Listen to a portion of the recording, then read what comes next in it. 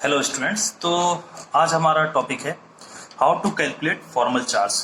ठीक है, तो आपको एक चीज सबसे पहले आपको इसमें समझना पड़ेगा कि ये जो आपका फॉर्मल चार्ज होता है ये किसी भी स्ट्रक्चर में हर एटम्स के ऊपर का चार्ज पार्शियल चार्ज होता है। ठीक है, तो अगर आप देखोगे कि अगर मुझे फॉर्मल चार्ज कैलकुलेट करना है तो सबसे पहले होता है आपका formal charge of an atom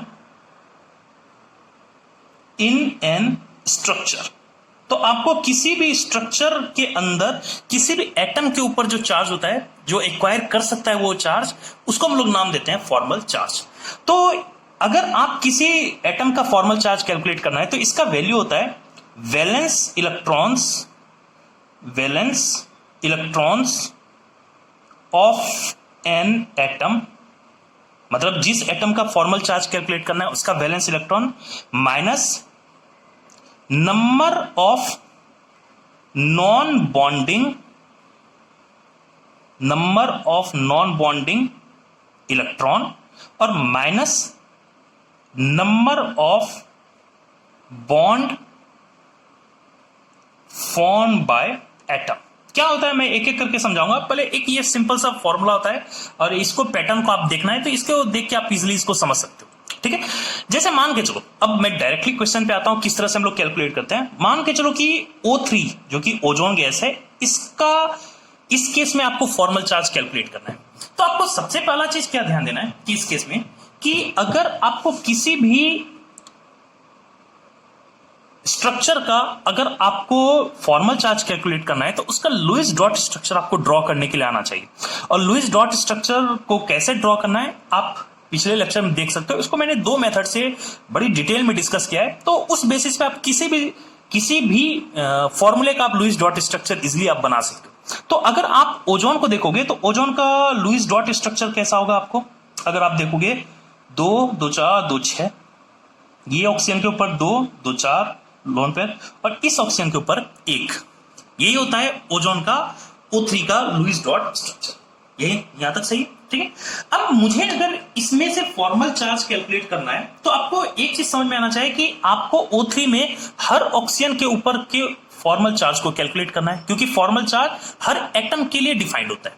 तो मान के चलो अगर मैं इसको बोलूं 1, इसको मैं सेकंड डिनोट करूं, इसको थर्ड, तो अगर मैं फर्स्ट वाले ऑक्सीजन के ऊपर कितना फॉर्मल चार्ज होगा अगर मैं इसको कैलकुलेट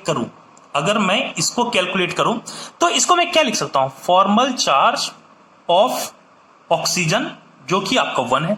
तो इसको मैं क्या लिखूंगा, जिस एटम का फॉर्मल चार्ज कैलकुलेट करना है उसका वैलेंस इलेक्ट्रॉन माइनस उस एटम के ऊपर कितने नॉन बॉन्डिंग इलेक्ट्रॉन्स हैं और माइनस वो कितना बॉन्ड फॉर्म कर रहा है, इन सब को कैलकुलेट करके उसका फॉर्मल चार्ज आएगा। तो ऑक्सीजन का वैलेंस इलेक्ट्रॉन कितना होता है 6। इस ऑक्सीजन पे जिसका मुझे फॉर्मल चार्ज कैलकुलेट करना है उस पे नॉन बॉन्डिंग इलेक्ट्रॉन्स कितने हैं 2, माइनस ये ऑक्सीजन कितना बॉन्ड फॉर्म कर रहा है 1 2 3, यानी ये 3। तो इसको अगर सॉल्व करोगे तो इसका वैल्यू क्या आएगा 1, यानी इस ऑक्सीजन के ऊपर फॉर्मल चार्ज क्या है आपको +1। यहां तक सही है।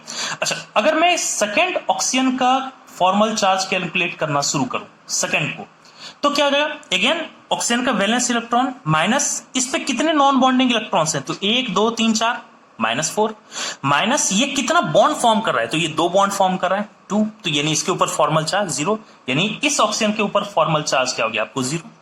अगर थर्ड ऑक्सीजन देखोगे, इसके ऊपर फॉर्मल चार्ज अगर कैलकुलेट करना है ऑक्सीजन जो कि थर्ड है, तो इसका क्या हो जाएगा, valence electron of oxygen minus ये ऑक्सीजन के पास कितने नॉन बॉन्डिंग इलेक्ट्रॉन्स है, तो देखो 2 2 4 2 6 6, माइनस ये कितना बॉन्ड फॉर्म कर रहा है, एक ही फॉर्म कर रहा है, तो इसका वैल्यू क्या हो जाएगा -1। तो इस ऑक्सीजन का फॉर्मल चार्ज क्या हो जाएगा -1। यहां तक सही। तो इस तरह से हर एटम का फॉर्मल चार्ज आप कैलकुलेट कर सकते हो। एक चीज सिर्फ ध्यान देना है कि फॉर्मल चार्ज जो भी कैलकुलेट करोगे उसका सम ना आपको इस मॉलिक्यूल्स या कंपाउंड के ऊपर चार्ज के बराबर होता है। तो देखो फॉर्मल चार्ज का सम यहां पे क्या हो रहा है 0, यानी O3 आपको कैसा होता है, एक न्यूट्रल होता है। यहां तक सही है। चलो दूसरा एग्जांपल हम लोग देखते हैं। मान के चलो हमारे पास है कार्बोनेट आयंस, इसका फॉर्मल चार्ज मुझे कैलकुलेट करना है, इसके हर एटम्स का। तो अगेन आप कार्बोनेट आयंस का सबसे पहले लुईस डॉट स्ट्रक्चर आपको बनाने आना चाहिए, और इसका लुईस डॉट स्ट्रक्चर होता है आपको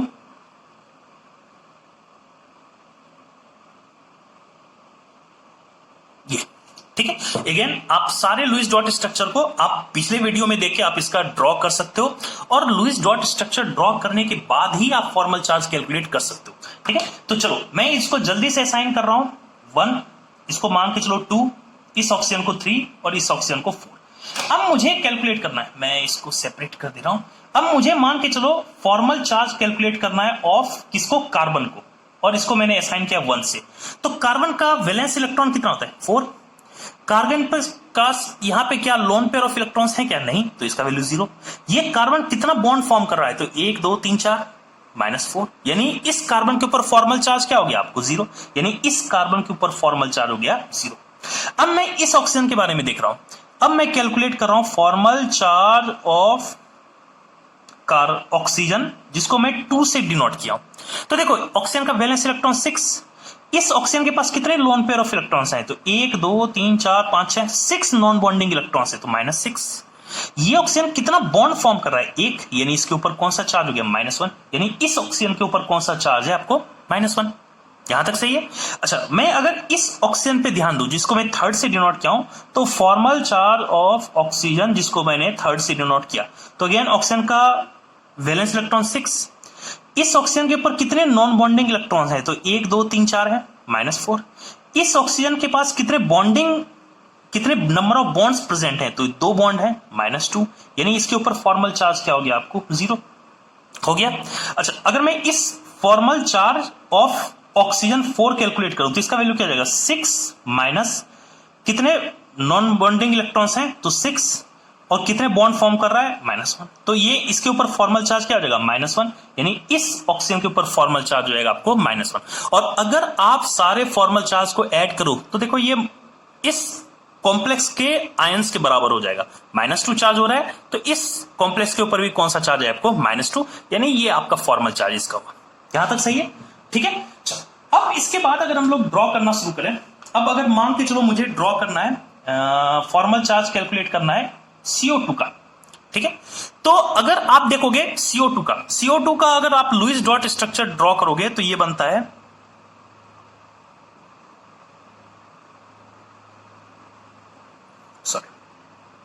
इस तरह से बनता है, ठीक है। आपको इसका लुईस डॉट स्ट्रक्चर कैसे, चलो एक काम करता हूं, मैं एक आपको बना के दिखाता हूं ताकि आपको इस वीडियोस में भी पता चल जाए कि लुईस डॉट स्ट्रक्चर कैसे बनाते हैं। तो सबसे पहले क्या करना होता है, मुझे जिस भी मॉलिक्यूल्स का लुईस डॉट स्ट्रक्चर बनाना है उसमें टोटल वैलेंस इलेक्ट्रॉन काउंट करो। तो कार्बन का वैलेंस इलेक्ट्रॉन कितना हो जाएगा आपको 4, ऑक्सीजन का वैलेंस इलेक्ट्रॉन 6, तो चूंकि 2 ऑक्सीजन है तो इसमें टोटल वैलेंस इलेक्ट्रॉन जाएंगे 6 × 2 12 + 4 16 वैलेंस इलेक्ट्रॉन आपके हो जाएंगे यहाँ पे, ठीक है। अब मुझे क्या करना है, मान के चलो कार्बन और ऑक्सीजन को मैंने ऐसे लिख दिया। अब सेंट्रल एटम से सराउंडिंग एटम को सबसे पहला स्टेप होता है कि सिंगल बॉन्ड से कनेक्ट कर दो। अगर आपने सिंगल बॉन्ड से कनेक्ट कर दिया तो देखो यहाँ पे आपके 4 इलेक्ट्रॉन यूज हो गए हैं। अगर इसमें से 4 इलेक्ट्रॉन यूज हो गए हैं तो आपके पास बचे कितने इलेक्ट्रॉन है 12। अब मैं सबसे पहले क्या करूंगा, आपके जो सराउंडिंग एटम है उसका ऑक्टेट पूरा कर दो। तो इसका ऑक्टेट पूरा करने के लिए 2 2 4 2 6 इलेक्ट्रॉन लगाया और 2 8, इस ऑक्सीजन का ऑक्टेट पूरा। यहां पे मैं क्या किया 2 2 4 2 6 इलेक्ट्रॉन लगाया, इसका ऑक्टेट पूरा। और अगर आप देखोगे तो सारे के सारे इलेक्ट्रॉन हमने यूज कर लिया। लेकिन अगर आप गौर करोगे क्या आपका कार्बन का ऑक्टेट पूरा हुआ है क्या, नहीं। यहां पे कितने इलेक्ट्रॉन्स हुए 2 2 4 ही। अब इसका मतलब ये मेरा लुईस स्ट्रक्चर कंप्लीट नहीं हुआ। अब मुझे क्या करना पड़ेगा, अब मैं इस सराउंडिंग एटम पे जो वैलेंस इलेक्ट्रॉन है इसको मैं मल्टीपल बॉन्ड बनाऊंगा सच दैट कि सेंट्रल एटम का ऑक्टेट कंप्लीट हो जाए। तो इसके लिए मैं क्या करूंगा, देखो इस 2 इलेक्ट्रॉन को बीच में रख के यहां पे डबल बॉन्ड बना दूंगा। अगर इसको मैंने यू रख के यहां पे बना दिया तो यहां पे कितने इलेक्ट्रॉन बचे 2 2 4। अगेन अगर मैं इस दोनों इलेक्ट्रॉन को यहां पे डबल बॉन्ड बनाने में यूज कर लिया तो मेरे पास कौन से इलेक्ट्रॉन बचेंगे 2 2 4। और यही हमारा क्या हो गया, इस CO2 का लुईस डॉट स्ट्रक्चर हो गया। यहां तक सही है, ठीक है। चलो अब मैं फॉर्मल चार्ज कैलकुलेट करना शुरू करता हूं। मान के चला इसको मैं असाइन कर रहा हूं 1 से, इसको मैं 2 नंबरिंग एटम का कर रहा हूं और इसको मैं 3 से। तो मैं सबसे पहले फॉर्मल चार्ज ऑन कार्बन जिसको मैं डिनोट कर रहा हूं 1 से, ठीक है।